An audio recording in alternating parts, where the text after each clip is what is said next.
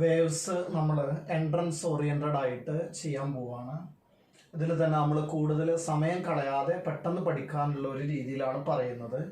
അപ്പോൾ നിങ്ങൾ ചില കാര്യങ്ങൾ വ്യക്തമായിട്ടില്ലെങ്കിൽ അത് പോസ് ചെയ്തിട്ട് വീണ്ടും ഒന്നുകൂടെ കേൾക്കാൻ ശ്രമിക്കാം കേട്ടോ. വേവ്സിൽ നമ്മൾ ആദ്യം ഒരു ഇൻട്രൊഡക്ഷൻ പറയുകയാണെങ്കിൽ എന്താണ് വേവ്സ് അറിയാം. It is A disturbance which transfer energy and momentum from one point two another point without the movement of the particles in the medium. ഇത് നമ്മൾ ഡെഫിനിഷൻ കേട്ടിട്ടുള്ളതാണ്. ഒരു കാര്യം ശ്രദ്ധിക്കേണ്ടത്, ഒരു വേവ് ട്രാൻസ്ഫർ ചെയ്യുന്നത് ആരെയൊക്കെയാണ്? ഒരു പോയിന്റിൽ നിന്നും മറ്റൊരു പോയിന്റിലേക്ക് വേവ്സിന് ആരൊക്കെയാണ് ട്രാൻസ്ഫർ ചെയ്യാൻ കഴിയുക? ഒന്ന് എനർജി, മറ്റൊന്നാരാ മൊമെന്റം. അപ്പോൾ രണ്ട് കാര്യങ്ങളാണ് ട്രാൻസ്ഫർ ചെയ്യുക. ഒന്നാരാ എനർജി, അടുത്തതാരാ മൊമെന്റം. പക്ഷേ നമ്മൾ ശ്രദ്ധിക്കേണ്ട കാര്യം, ആ മീഡിയത്തിലെ പാർട്ടിക്കിൾസ് ഉണ്ടല്ലോ അത് മൂവ് ചെയ്യൂല. നമ്മളൊരു കയർ ഇവിടുന്ന് ഇങ്ങോട്ട് സ്ട്രെച്ച് ചെയ്ത് കഴിഞ്ഞാൽ ഇവിടുന്ന് ഒരു പൾസ് ഇങ്ങനെ പോകും, ഒരു വേവ് പോയി. ആ വേവ് കൊണ്ടുപോയത് എനർജിയും മൊമെന്റവും, അല്ലാതെ ആ കയറിലെ പാർട്ടിക്കിൾസ് ആണ്. ആ മീഡിയത്തിലെ പാർട്ടിക്കിൾസ് എന്ന് പറഞ്ഞാൽ കയറിലെ പാർട്ടിക്കിൾസ് ആണ്. അപ്പൊ ആ പാർട്ടിക്കിൾസ് ഒരിക്കലും അങ്ങോട്ട് പോയിട്ടില്ല. എന്തോ ഒരു സാധനം അങ്ങോട്ട് പോയി, പക്ഷെ കയറിലുള്ള പാർട്ടിക്കിൾസ് ഇവിടെ ഉള്ളത് ഇപ്പോഴും അവിടെ തന്നെ ഉണ്ട്. അപ്പോൾ പാർട്ടിക്കിൾസിന്റെ മീഡിയം ഇല്ല, ട്രാൻസ്ഫർ ചെയ്യപ്പെട്ടത് എനർജിയും മൊമെന്റവും. അടുത്തത് നമുക്കറിയേണ്ടത് ഇലക്ട്രോ മാഗ്നറ്റിക് വേവ്സ് ആണ്.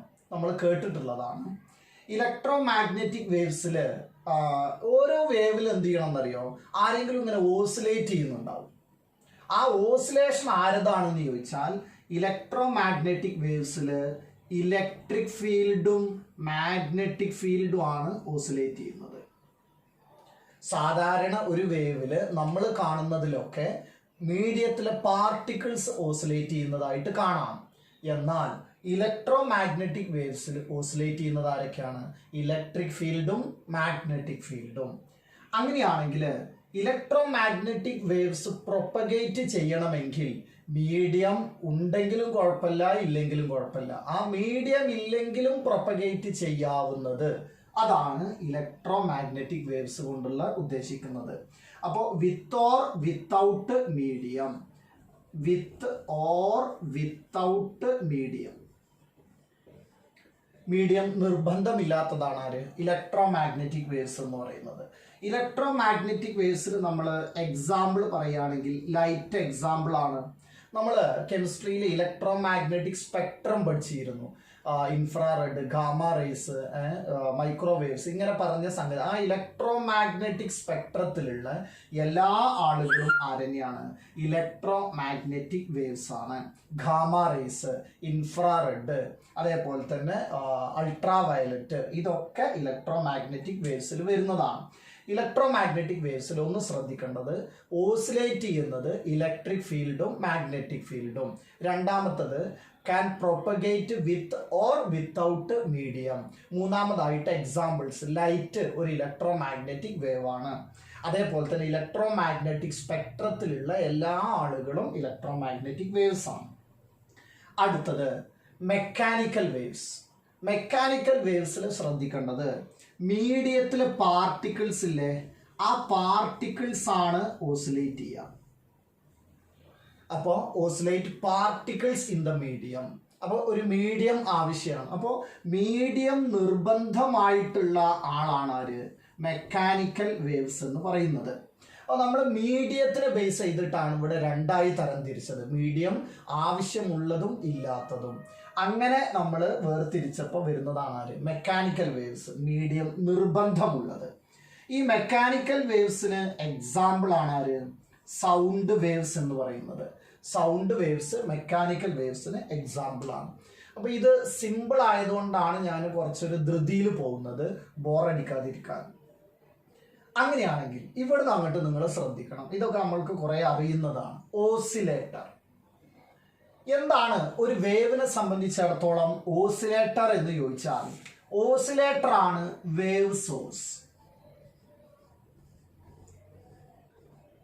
അതെന്താണെന്ന് ഞാൻ പറയാം. നമ്മൾ ഒരു കയറ്, നമ്മളൊരു പൾസ് കൊടുത്തു കഴിഞ്ഞാൽ ആ കയറിൽ അങ്ങനെ പൾസ് പോകുന്നുണ്ട്. എന്നിട്ട് ഞാനത് അവിടെ അങ്ങനെ നിർത്തി. അപ്പോൾ പൾസ് അങ്ങനെ പോകും. ആ പൾസ് പോയി കഴിഞ്ഞാൽ അത് അവിടെ നിൽക്കും. ഞാൻ വീണ്ടും 2 പ്രാവശ്യം ആക്കിയാലോ? 2 പ്രാവശ്യം പൾസ് പോകും. ആക്കിക്കൊണ്ടേയിരുന്നാലോ? അപ്പോൾ അവിടെ വേവ് കണ്ടിന്യൂസ് ആയിട്ട് പ്രൊഡ്യൂസ് ചെയ്യപ്പെടും. അപ്പോൾ ഈ പോയിന്റ് ഉണ്ടല്ലോ, ഈ പോയിന്റിലെ പാർട്ടിക്കിൾ ഇങ്ങനെ ഓസിലേറ്റ് ചെയ്യാണ്. ഞാൻ ഇങ്ങനെ സ്ട്രെച്ച് ചെയ്യുന്ന സമയത്ത് അവിടുത്തെ പാർട്ടിക്കിൾ ഓസിലേറ്റ് ചെയ്യാണ്. ആ ഓസിലേഷൻ ആണ് ആ പൾസുകൾ അങ്ങനെ രൂപപ്പെടുത്തിയത്. അങ്ങനെയാണെങ്കിൽ ഈ പൾസുകളെ രൂപപ്പെടുത്തണമെങ്കിൽ ആദ്യം ഒരാൾ ഓസിലേറ്റ് ചെയ്യേണ്ടതായിട്ടുണ്ട്. അതിനെയാണ് നമ്മൾ ഓസിലേറ്റർ എന്ന് വിളിക്കുന്നത്. ആ ഓസിലേറ്റർ ആണ് ഈ വേവിനെ പ്രൊഡ്യൂസ് ചെയ്തത്. അതുകൊണ്ട് ആദ്യത്തെ ഓസിലേറ്റ് ചെയ്യുന്ന ആളെ നമ്മൾ എന്ത് വിളിക്കും? വേവ് സോഴ്സ് എന്ന് വിളിക്കും. അപ്പോൾ ഓസിലേറ്റർ എന്ന് പറഞ്ഞാൽ ആരാണ്? വേവ് സോഴ്സ് ആണ്. അപ്പോൾ നമ്മൾ ഇവിടെ ഇവിടെ ഒരു പാർട്ടിക്കിൾ ഇതാ ഇങ്ങനെ ഓസിലേറ്റ് ചെയ്യാം. അങ്ങോട്ടും ഇങ്ങോട്ടും ഇങ്ങനെ ഓസിലേറ്റ് ചെയ്ത് കഴിഞ്ഞാൽ ആ മീഡിയത്തിൽ ഒരു വേവ് എന്ത് ചെയ്യും? പ്രൊഡ്യൂസ് ചെയ്യപ്പെടും. ഓസിലേറ്ററിനെയാണ് നമ്മൾ എന്ത് വിളിക്കുന്നത്? വേവ് സോഴ്സ് എന്ന് വിളിക്കുന്നത്. അങ്ങനെയാണെങ്കിൽ ഇനി ഞാൻ ഇവിടെ എഴുതിയിട്ടുള്ള എല്ലാ ഹെഡിങ്ങുകളും ശ്രദ്ധിക്കുക. ഫ്രീക്വൻസി എന്ന് പറഞ്ഞാൽ ഫ്രീക്വൻസി ഓഫ് എ വേവ് ആണ്. ആംപ്ലിറ്റ്യൂഡ് എന്ന് പറഞ്ഞാൽ ആംപ്ലിറ്റ്യൂഡ് ഓഫ് എ വേവ് ആണ്. Velocity of a wave, phase of a wave. അപ്പൊ എല്ലാത്തിലും വേവിൻ്റെതാണ് നമ്മൾ പറയുന്നത്. ഫ്രീക്വൻസി ഓഫ് എ വേവ് എന്ന് പറഞ്ഞാൽ നമ്മൾ ഓസിലേറ്റർ ഉണ്ടല്ലോ, ആദ്യം ഓസിലേറ്റ് ചെയ്യുന്ന ആള്, അതാണ് വേവ് സോഴ്സ്. ഓസിലേഷനിൽ നമ്മൾ ഫ്രീക്വൻസി പഠിച്ചിട്ടില്ലേ? അപ്പൊ ആ ആദ്യത്തെ ആ ഓസിലേറ്ററിന്റെ ഫ്രീക്വൻസി എന്തോ അതിനെയാണ് നമ്മൾ വേവിന്റെ ഫ്രീക്വൻസി ആയിട്ട് പറയുന്നത്. അപ്പൊ ഒരു വേവിന്റെ ഫ്രീക്വൻസി എന്ന് പറഞ്ഞാൽ ആരാണ്? ഓസിലേറ്ററിന്റെ ഫ്രീക്വൻസിയാണ്, അല്ലെങ്കിൽ വേവ് സോഴ്സിന്റെ ഫ്രീക്വൻസിയാണ്. അപ്പൊ ഫ്രീക്വൻസി ഓഫ് എ വേവ് എന്ന് പറഞ്ഞാൽ ന്യൂ ഓഫ് ആരാണ്? ഓസിലേറ്റർ. ഓസിലേറ്ററിന്റെ ഫ്രീക്വൻസിയാണ് നമ്മൾ വേവിന്റെ ഫ്രീക്വൻസി എന്ന് വിളിക്കുന്നത്. അങ്ങനെയാണെങ്കിൽ ഒരു വേവിന്റെ ഫ്രീക്വൻസി ആരെയാണ് ഡിപ്പെൻഡ് ചെയ്യാന്ന് ചോദിച്ചാൽ വെരി ഇമ്പോർട്ടൻ്റ് ആണ്. ആരെയാണ് ഡിപ്പെൻഡ് ചെയ്യാന്ന് ചോദിച്ചാൽ നമ്മൾ പറയണം അത് വേവ് സോഴ്സിനെയാണ് ഡിപ്പെൻഡ് ചെയ്യുക. ഓക്കെ, ഇങ്ങനെ നമ്മൾ ഇത് വളരെ ഇമ്പോർട്ടൻ്റ് ആണ് ഈ പറഞ്ഞ കാര്യം. ഒരു വേവിന്റെ ഫ്രീക്വൻസി ആരെ മാത്രമേ ഡിപ്പെൻഡ് ചെയ്യുള്ളൂ? Wave source. നിങ്ങൾ കണ്ടിട്ടുണ്ടാവും ലൈറ്റ് ഒരു മീഡിയത്തിൽ നിന്ന് മറ്റൊരു മീഡിയത്തിലേക്ക് പോകുമ്പോൾ മാറാത്തതായിട്ട് ആരാ? ഫ്രീക്വൻസി. ആ ഫ്രീക്വൻസി മീഡിയത്തിനെ ഡിപ്പെൻഡ് ചെയ്യില്ല. പിന്നെ ആരാ ഡിപ്പെൻഡ് ചെയ്യുന്നത്? വേവ് സോഴ്സിനെയാണ് ഡിപ്പെൻഡ് ചെയ്യുന്നത്. ആ കാര്യം വളരെ ഇമ്പോർട്ടൻ്റ് ആണ്. മറ്റൊരു കാര്യം കൂടെ അവിടെ ഓർത്ത് വെക്കുക. ഒരു വേവ് ഒരു മീഡിയത്തിൽ നിന്ന് മാറി മറ്റൊരു മീഡിയത്തിലേക്ക് പോയാൽ ലൈറ്റ് വാക്വത്തിൽ കൂടെ വന്ന് വെള്ളത്തിലോട്ട് എൻ്റർ ചെയ്താൽ ഫ്രീക്വൻസി മാറൂല, മീഡിയത്തിനെ ഡിപ്പെൻഡ് ചെയ്യില്ല. ഡിപ്പെൻഡ് ചെയ്യുന്നത് ആര് മാത്രം? വേവ് സോഴ്സിനെ മാത്രമാണ് ഡിപ്പെൻഡ് ചെയ്യുന്നത്. അടുത്ത ഹെഡിങ് എന്താ? Amplitude. Amplitude of a wave ആണ് ഉദ്ദേശിക്കുന്നത്. നേരത്തെ പറഞ്ഞ പോലെ തന്നെ ആരാണ് ആംപ്ലിറ്റ്യൂഡ് ഓഫ് എ വേവ് കൊണ്ട് നമ്മൾ ഉദ്ദേശിക്കുന്നത്? ഓസിലേറ്റർ. ആദ്യം ഇവിടെ ഓസിലേഷൻ പ്രൊഡ്യൂസ് ചെയ്തപ്പോൾ ആ ഓസിലേഷനിൽ എത്രമാത്രം ആംപ്ലിറ്റ്യൂഡ് വന്നു ആ പാർട്ടിക്കിളിന്, അതിനെയാണ് നമ്മൾ ആംപ്ലിറ്റ്യൂഡ് ഓഫ് എ വേവ് എന്ന് ഉദ്ദേശിക്കുന്നത്. അപ്പൊ ആംപ്ലിറ്റ്യൂഡ് ഓഫ് എ വേവ് എന്ന് പറഞ്ഞാൽ ആരെന്നെയാണ്? Amplitude of oscillator. അടുത്തത് ഫ്രീക്വൻസി മീഡിയത്തിനെ ഡിപ്പെൻഡ് ചെയ്യോ? ഇല്ല. അതേപോലെ പിന്നെ ആരെയാ ഫ്രീക്വൻസി ഡിപ്പെൻഡ് ചെയ്യുക? Wave source. അപ്പോൾ ആംപ്ലിറ്റ്യൂഡും ഡിപ്പെൻഡ് ചെയ്യുന്നത് ആരെയാണ്? വേവ് സോഴ്സിനെയാണ്. വേവ് സോഴ്സിനെയാണ് ആംപ്ലിറ്റ്യൂഡും അതേപോലെ തന്നെ ഫ്രീക്വൻസിയും ഡിപ്പെൻഡ് ചെയ്യുന്നത്. ഈ കാര്യം ശ്രദ്ധിച്ചു വെക്കുക. അടുത്തത് വെലോസിറ്റി ഓഫ് എ വേവ് എന്നുകൊണ്ട് എന്താണ് ഉദ്ദേശിക്കുന്നത്? അപ്പൊ നമ്മൾ ഫ്രീക്വൻസി ഓഫ് എ വേവ് എന്ന് പറഞ്ഞാൽ Aram? Frequency of the oscillator. Amplitude of a wave എന്ന് പറഞ്ഞാൽ ആരാ? Amplitude of the oscillator. Velocity എന്ന് പറഞ്ഞാലോ? വെലോസിറ്റി ഓഫ് ദ ഓസിലേറ്റർ അല്ല, അത് എന്തുണ്ട്? വേവിന് നമ്മൾ വേറെ തന്നെ ഒരു വെലോസിറ്റി പറയുന്നുണ്ട്. അപ്പോ എന്താണ് വെലോസിറ്റി ഓഫ് എ വേവ് കൊണ്ട് ഉദ്ദേശിക്കുന്നത് എന്ന് ചോദിച്ചാൽ എന്താണ് വേവിന്റെ പണി? എനർജി ട്രാൻസ്ഫർ ആണ്. എനർജി എത്ര വേഗതയിലാണ് ട്രാൻസ്ഫർ ചെയ്യപ്പെടുന്നത്, ഇതിനെയാണ് നമ്മൾ വെലോസിറ്റി ഓഫ് എ വേവ് കൊണ്ട് ഉദ്ദേശിക്കുന്നത്. അപ്പോൾ നമുക്ക് മനസ്സിലാക്കാം വെലോസിറ്റി ഓഫ് എ വേവ് എന്ന് പറഞ്ഞാൽ വെലോസിറ്റി ഓഫ് എനർജി ട്രാൻസ്ഫർ ആണ്. എനർജി ട്രാൻസ്ഫറിന്റെ വെലോസിറ്റിയാണ് നമ്മൾ എന്ത് പറയുന്നത്, വെലോസിറ്റി ഓഫ് എ വേവ് കൊണ്ട് ഉദ്ദേശിക്കുന്നത്. ഇനി ഒരു ഗിവൺ മീഡിയത്തില് velocity of a wave is a constant. അപ്പൊ വെലോസിറ്റി ഡിപ്പെൻഡ് ചെയ്യുന്നത് ആരെയാണ്, മീഡിയത്തിനെയാണ്. മീഡിയത്തിനെയാണ് വെലോസിറ്റി ഡിപ്പെൻഡ് ചെയ്യുന്നത്. ശ്രദ്ധിക്കുക, ഫ്രീക്വൻസി ആരെയാണ് ഡിപ്പെൻഡ് ചെയ്തത്, വേവ് സോഴ്സിനെയാണ്. ആംപ്ലിറ്റ്യൂഡ് ആരെയാണ് ഡിപ്പെൻഡ് ചെയ്തത്, വേവ് സോഴ്സിനെയാണ്. വെലോസിറ്റി ഓഫ് എ വേവ് ആരെയാണ് ഡിപ്പെൻഡ് ചെയ്യുന്നത്, മീഡിയത്തിനെയാണ് ഡിപ്പെൻഡ് ചെയ്യുന്നത്. അപ്പൊ മീഡിയം മാറിയാൽ മാത്രമേ എന്ത് ചെയ്യേണ്ട ആവശ്യമുള്ളൂ, വെലോസിറ്റി മാറി എന്നുള്ളത് നമ്മൾ ചിന്തിക്കേണ്ട ആവശ്യമുള്ളൂ. അപ്പൊ നമുക്ക് തരുന്ന ഒക്കെ ഒരു ഗിവൺ മീഡിയം ആയിരിക്കും. അപ്പോൾ for a given medium velocity is a constant. ഇതാണ് നമ്മൾ പറയുന്നത്. ഒരു വേവ് ഒരു മീഡിയത്തിലാണെങ്കിൽ വെലോസിറ്റി എന്താണ്, കോൺസ്റ്റന്റ് ആണ്. അങ്ങനെയാണെങ്കിൽ നമ്മൾക്കറിയാലോ, വെലോസിറ്റി കോൺസ്റ്റന്റ് ആണെങ്കിൽ വെലോസിറ്റിയിൽ നമുക്ക് ഏത് ഇക്വേഷൻ യൂസ് ചെയ്യാം, velocity equal to displacement by time എന്ന ഇക്വേഷൻ യൂസ് ചെയ്യണമെങ്കിൽ വെലോസിറ്റി എന്താവണം, കോൺസ്റ്റന്റ് ആവണം. അപ്പൊ ഞാൻ ആ മുകളിൽ വെലോസിറ്റി കോൺസ്റ്റന്റ് എന്ന് പറഞ്ഞില്ലേ, അതിനോട് കൂടെ ചേർത്ത് വായിക്കണം ഫോർ എ ഗിവൺ മീഡിയം. അപ്പൊ വെലോസിറ്റി ഈക്വൽ ടു എന്ത് എഴുതാം, ഡിസ്പ്ലേസ്മെന്റ് ബൈ ടൈം എന്ന് എഴുതാം എന്ന് നമുക്ക് മനസ്സിലായി. അങ്ങനെയാണെങ്കിൽ ഞാൻ ഒരു വേവിന്റെ പിക്ചർ വരക്കാണ് ഇവിടെ.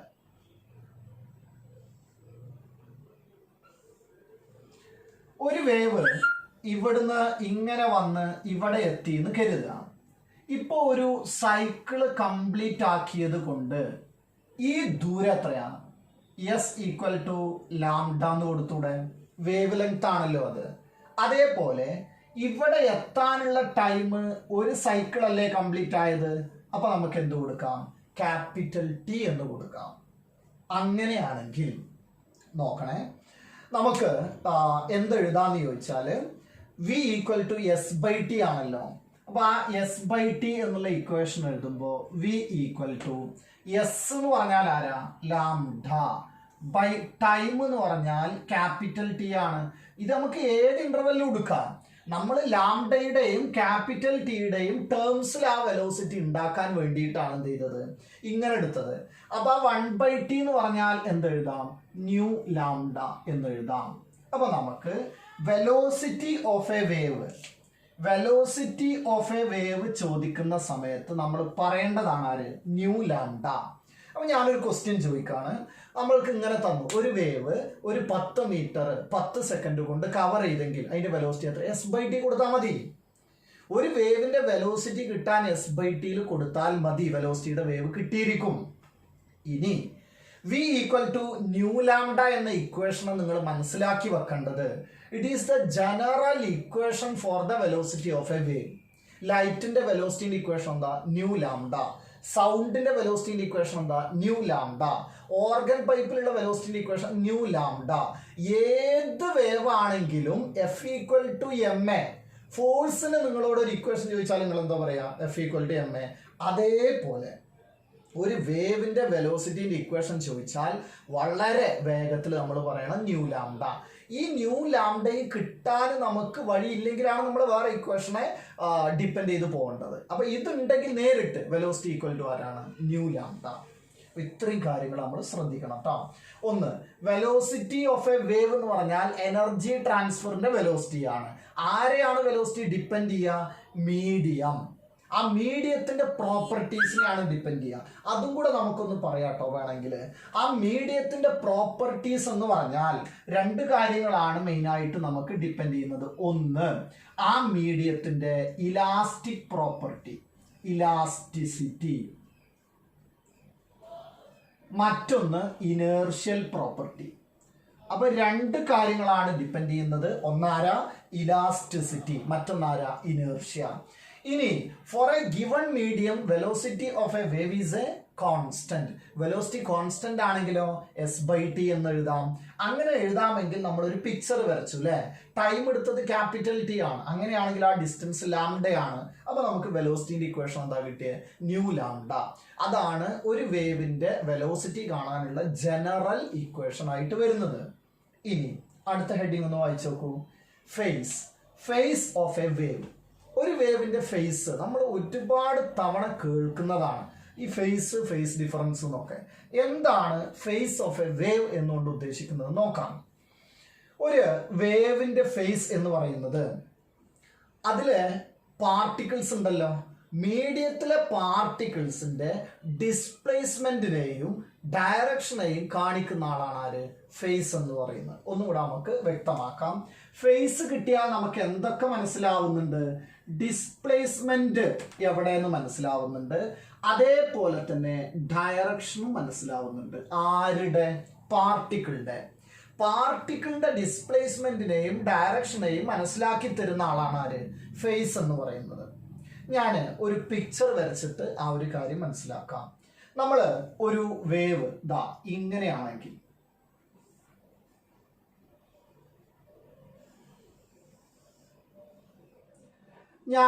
ഇതാണ് ഇവിടെ ഓസിലേറ്റർ ഉണ്ട്. ഇതാണ് എ എങ്കിൽ ഈ പോയിന്റ് ആണ് ബി എങ്കിൽ ഈ പോയിന്റ് ആണ് സി എങ്കിൽ ഞാൻ 3 പോയിന്റുകൾ എടുത്തു കേട്ടോ. ആ പോയിന്റിൽ പക്ഷേ എ എന്ന പോയിന്റിലുള്ള പാർട്ടിക്കിൾ, ഈ വേവ് ഇങ്ങനെ പോകുമ്പോൾ നിങ്ങളൊരു പിക്ചർ എടുത്തു. ഒരു വേവ് ഇങ്ങനെ പോയിക്കൊണ്ടിരിക്കുകയാണ്. അങ്ങനെ പോകുന്ന സമയത്ത് നിങ്ങൾ ഇങ്ങനെ ഒരു പിക്ചറാണ് ഫോട്ടോ ആയിട്ട് എടുത്തതെങ്കിൽ എയിലെ പാർട്ടിക്കിള് ഇനി എങ്ങോട്ടാ പോണത് എന്നറിയോ? താഴോട്ടാണ്. തൊട്ടടുത്ത നിമിഷത്തിൽ എങ്ങോട്ട് പോകും? താഴോട്ട് പോകും. എന്ന് എങ്ങനെയാ മനസ്സിലായതെന്ന് കുറച്ച് കഴിഞ്ഞാൽ വരും കേട്ടോ. അപ്പൊ ഞാൻ പറയാണ്, എ എന്ന പോയിന്റിലെ പാർട്ടിക്കിള് എങ്ങോട്ടാ പോണത്? താഴോട്ടാണ്. ബി എന്ന പോയിന്റിലെ പാർട്ടിക്കിൾ പോകുന്നത് മുകളിലോട്ടാണ്. ഞാനിത് എടുക്കുന്നത് ആ സ്ലോപ്പ് നോക്കിയിട്ടാണ്. ഇപ്പൊ ഇവിടുത്തെ സ്ലോപ്പ് നോക്കിയാൽ പോസിറ്റീവ് ആണെങ്കിൽ താഴോട്ട്, നെഗറ്റീവ് ആണെങ്കിൽ മുകളിലോട്ട്. ഇവിടെ എന്താണ്? നെഗറ്റീവ് ആണ്. അപ്പൊ എങ്ങോട്ടാ വരിക? താഴോട്ട്. അപ്പൊ നോക്കൂ, നമുക്ക് ഇതാണ് ആ ഫേസ് കൊണ്ട് നമ്മൾ ഉദ്ദേശിക്കുന്നത്. എ എന്ന പോയിന്റിൽ പാർട്ടിക്കിളിന്റെ വെലോസിറ്റി എങ്ങോട്ടാ? താഴോട്ട്. അപ്പൊ ഡയറക്ഷൻ കിട്ടി. അടുത്തത് ബി എന്ന പാർട്ടിക്കിളിലോ? മുകളിലോട്ട്. ഈ വെലോസിറ്റിയുടെ ഡയറക്ഷൻ നമ്മൾ അടുത്ത ഘട്ടത്തിൽ പറയൂ കേട്ടോ. ഇപ്പൊ നിങ്ങൾ അത് ഞാൻ പറയുന്ന പിക്ചർ മാത്രം നോക്കിയാൽ മതി. സി എന്ന പോയിന്റിലെ പാർട്ടിക്കിൾ എങ്ങോട്ടാ? താഴോട്ട്. അപ്പൊ നമുക്ക് ഡയറക്ഷൻസ് കിട്ടി. ഇനി വേണ്ടത് ഡിസ്പ്ലേസ്മെന്റുകളോ? ഇവിടെ നമുക്കറിയാം, ഇവിടെ ഡിസ്പ്ലേസ്മെന്റ് ഓഫ് ദ പാർട്ടിക്കിൾ 0, ഇവിടെയോ 0, ഇവിടെയോ 0. അങ്ങനെയാണെങ്കിൽ നമുക്ക് ഡിസ്പ്ലേസ്മെന്റുകളൊക്കെ ഏകദേശം സെയിം ആണ്. ഇനി ഡയറക്ഷൻസ് ഓപ്പോസിറ്റാ ചിലത് അല്ലെ. ആരൊക്കെ ഓപ്പോസിറ്റ് വരുന്നത്? എയും ബിയും ഡയറക്ഷൻസ് ഓപ്പോസിറ്റ്. അപ്പൊ നമ്മൾ പറയും A and B are out of phase. എയും ബിയും ഔട്ട് ഓഫ് ഫേസ് ആണ്. അപ്പൊ ബിയും സിയും ഔട്ട് ഓഫ് ഫേസ് ആണ്. പക്ഷെ എയും സിയോ ഇൻ ഫേസ് ആണെന്ന് പറയും. A and B are in phase. അപ്പോൾ അതിനെ പറ്റിയിട്ട്, ഫേസിനെ പറ്റിയിട്ട് നമ്മൾ വീണ്ടും ഒരു ഡിസ്കഷൻ വരും കേട്ടോ. അപ്പോൾ നിങ്ങൾ ഫേസ് ഓഫ് എ വേവ് കൊണ്ട് മനസ്സിലാക്കേണ്ടത് displacement and direction of the particle, അതിനെ കുറിച്ചുള്ള ധാരണ തരുന്ന ആളാണ് ആര്? ഫേസ് എന്ന് പറയുന്നത്. എന്നിട്ട് ഞാൻ ഡയറക്ഷൻസ് ഇവിടെ കാണിച്ചു. ആ കാണിച്ച സമയത്ത് എന്തായിരുന്നു? ആ ഡയറക്ഷൻസ് എന്ന് പറയുന്നത് എന്റെ താഴോട്ടും ബി മുകളിലോട്ട് സി. ഇതെങ്ങനെ കിട്ടിയത് നമ്മൾ അടുത്ത സെഷനിൽ വരും. എയും ബിയും ഔട്ട് ഓഫ് ഫേസ്, എയും സിയും ഇൻ ഫേസ്, ബിയും സിയും ഔട്ട് ഓഫ് ഫേസ്. ഇതാണ് നമ്മളെ വേവിന്റെ ഇൻട്രൊഡക്ഷനിൽ വരുന്നത്. വേഗം കണ്ടു തീർക്കുക, സമയം കളയാതെ കേട്ടോ.